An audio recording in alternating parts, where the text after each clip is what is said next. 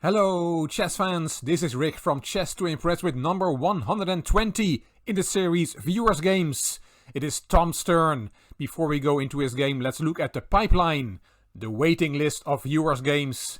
As you can see in the top left, it is Tom's turn today. Next week we'll look at the game of Anirudh, and I have 1 week to try and pronounce that name correctly. Then it's Ravindra, then Moha, and so on, down the list. It was EA who asked me for an overview of the pipeline, so EA, you can see that there are only 10 people ahead of you. If you would like your game to be analyzed on the Chess to Impress YouTube channel, you can send it to me by email to classroomchess64@gmail.com. But as mentioned, it is Tom's turn, so let's go to his game. Tom writes, "Hey, I'm a big fan of your channel and I also love chess. I'm a fairly mediocre player, but I have fun playing nevertheless. I was wondering if you could analyze this game I played on Lichess. It's a pretty amateuristic game with what some would maybe even consider bad moves, but I'm really satisfied with the way the game ended, and I think the final position looks really cool and it's really fun to look at. Even if you can't analyze this game, I just wanted to let you know how inspiring your videos are and how great it is that you give your subscribers the opportunity to have their games featured in your videos. I'm a casual player. I usually only play once a week. None of my friends play chess. I wish more people would get into chess," says Tom. Yes, Tom, I echo your last comment. I also wish more people would get into chess, and if they did so, that they would then subscribe to my channel. Anyway, let's look at your game. As you said, it was played on Lichess. It was a classical game, which means 15 minutes for the whole game per player, plus a 15-second increment per move. That is what Lichess calls classical. Tom was white. He goes under the name of Tom Maroney on Lichess, and his opponent had a very complicated name, MZLMDGN. Tom had a rating of 1321 on Lichess, and his opponent had 5 points less, so they were equally rated, and Tom opened with the e-pawn, e4, and now look at this move from black. I've never seen this in my life. F7, F5 on the first move. It's called the Duras Gambit when I looked it up, and it's not very good. White should really accept the gambit and then has a very good position. But Tom played knight c3, not a bad move of course. Knight f6, and now Tom took on f5. d5 from black, and yes, black has an extra pawn in the center, as it is the case with most gambits. That is his compensation for the pawn. Black is now attacking the pawn on f5, and you can play bishop d3 to defend that pawn, and yes, you're blocking in this bishop, but that bishop can be developed through b3 and then bishop b2 or maybe bishop a3, depending on what black does. So bishop d3 is the move here. It hangs on to the pawn and keeps the advantage for white. Tom decided to give back the pawn. He played d4, getting a foothold in the center.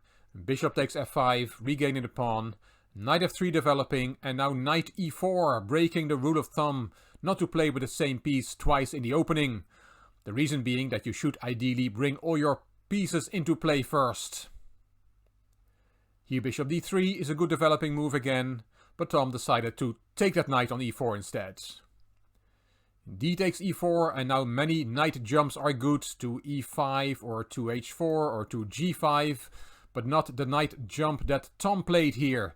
He played the knight back to d2, and that leaves this pawn unprotected, and black took it. Black gambited the pawn on move 1, but 6 moves later he's a pawn up. Things can go quickly in chess. Tom kicked the queen went to e5, queen b3, nice move, attacking the weak pawn on b7. And black could have played, for example, b6 to save that pawn, but he played a bad one. He played e6, opening up this bishop, but giving up the pawn on b7, and then the rook in the corner is also attacked. Tom played it, queen takes b7, and now you can play queen d5. That is really the only way to protect your rook that way, but black decided to counter-attack one of white's pieces and played e3. And it gets very complicated and exciting now.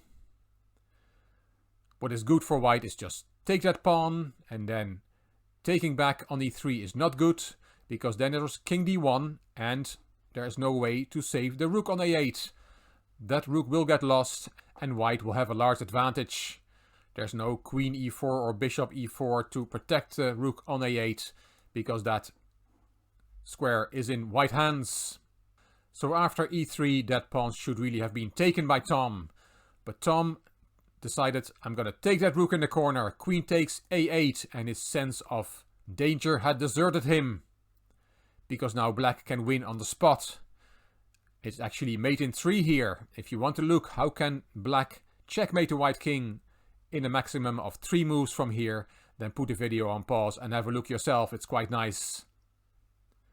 You should not take the knight, you should take the pawn. E takes f2 check does the trick. Because if you go to d1 with the king, then queen e1 is checkmate. The bishop takes the c2 square away. Nice checkmate. And if after e takes f2 check you take that pawn, then the bishop on f8 comes into action. Bishop c5 check. King f3 only move, and this is a nice picture. This is checkmate with the queen and the 2 bishops. So Tom's move, queen takes a8, was a blunder, and with e takes f2 check, black could have won this game very quickly, and Tom would probably not have sent this game in. But black did not see the checkmate and saw that he had just lost the rook, so he thought, I'm gonna take the knight on d2 with check, at least get some material for the rook. And that's not a good move, because after king takes d2, there is no checkmate. Black played queen d6 check, king back to e1, queen e5 check, and king d1. If you give another check on d6, then the bishop can interpose, and white is just material up. He has an extra exchange. After king d1, black tried c5 instead. Bishop b5 check, developing that bishop with check. King f7, another check, and king g8. And bishop e7 instead makes more sense. Black wants to get that rook into the game.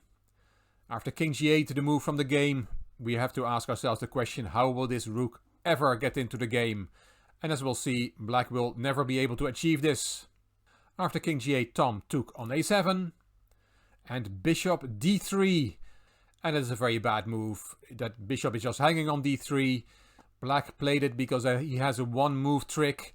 If you don't take the bishop but play something like a4 protecting your own bishop, then this is checkmate. But you should not really play for 1-move tricks. That is a bad habit. After bishop d3, Tom did not fall for the checkmate. He just said, thank you very much, I'm going to take your piece. And now white is just a rook up. The game goes on. Knight c6, attacking the queen. Queen a8, queen h5 check. f3, shielding the check, and knight e5. Tom has to be careful. Yes, he's a rook up, but queen and knight is a very strong combination. And the king, white's king, is still in the center. Black is attacking the bishop, and Tom played king d2. Not the move that comes to mind first to save the bishop, as it blocks in this bishop, but it does not spoil anything.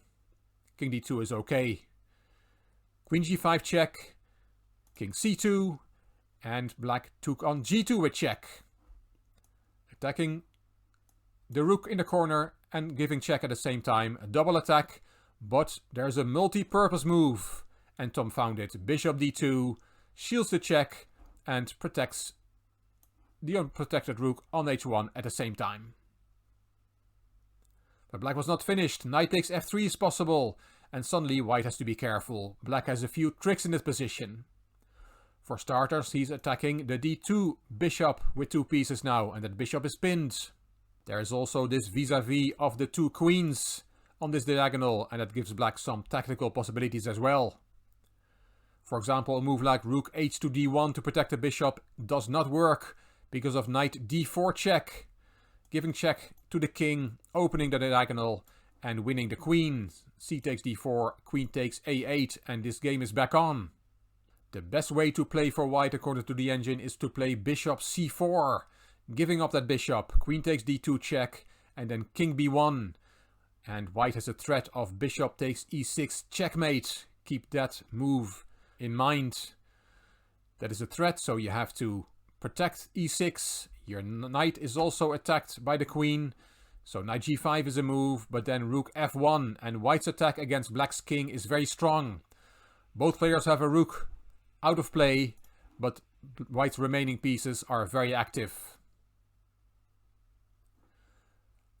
So after knight takes f3, we have a very complex position on the board. Tom played bishop e4, giving up on the bishop on d2 and went to b3. c4 check, black is back in the game.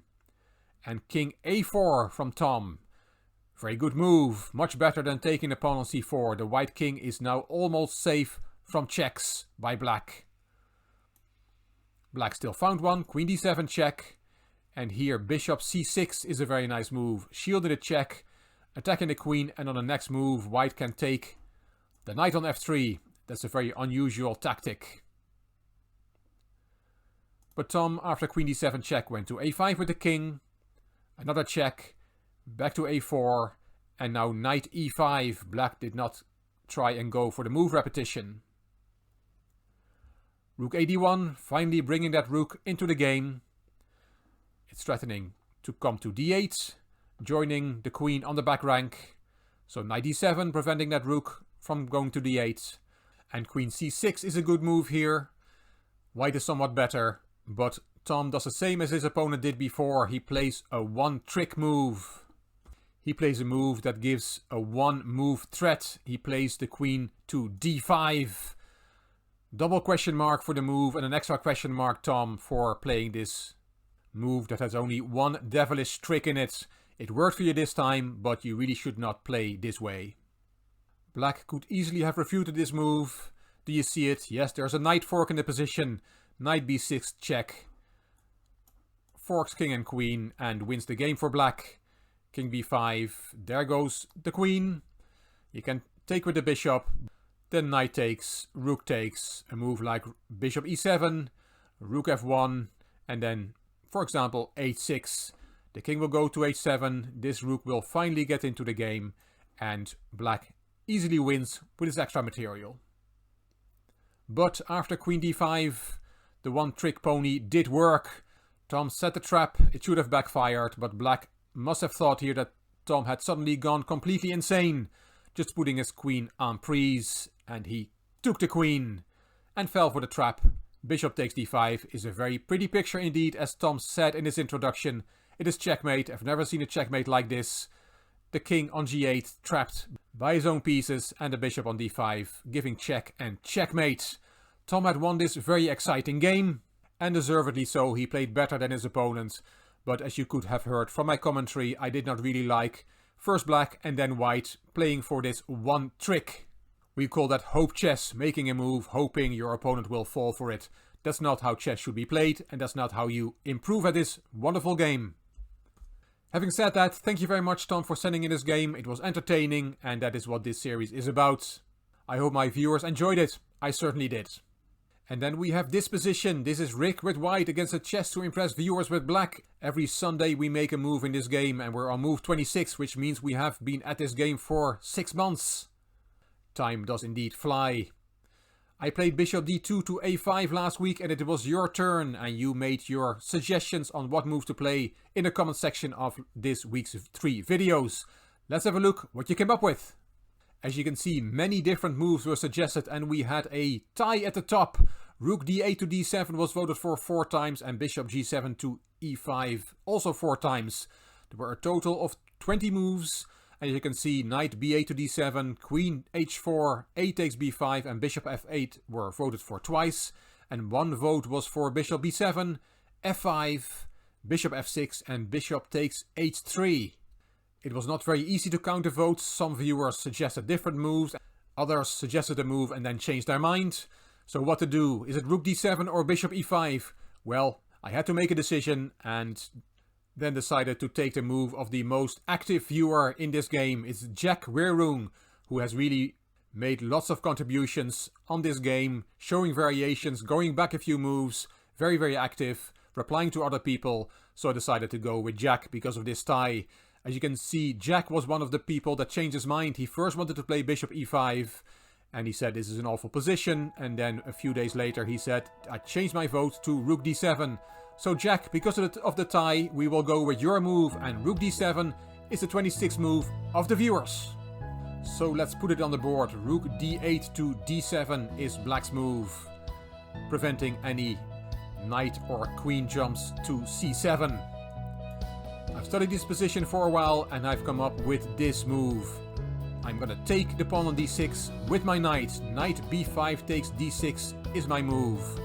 It's getting quite tactical now, but from my calculations this is a good option for white. So now it is your turn again. What would you play here with black? You can put black's 27th move in the comment section underneath this video, and by doing so you will be in the raffle. At the end of the game I will raffle a chess book amongst the viewers who have taken part in this game. So I'm looking forward to seeing your moves in the comment section. And I hope you enjoyed this video. If you did, please give it a thumbs up, please subscribe to the Chess to Impress channel, and please leave a comment. I will read them all and I will reply to them all. If you like the video, if you like the Viewers Game series, then please share it on social media by clicking the share button on YouTube. You can find me on Instagram, on Twitter and on Facebook. This is Rick for Chess to Impress. Thank you for watching.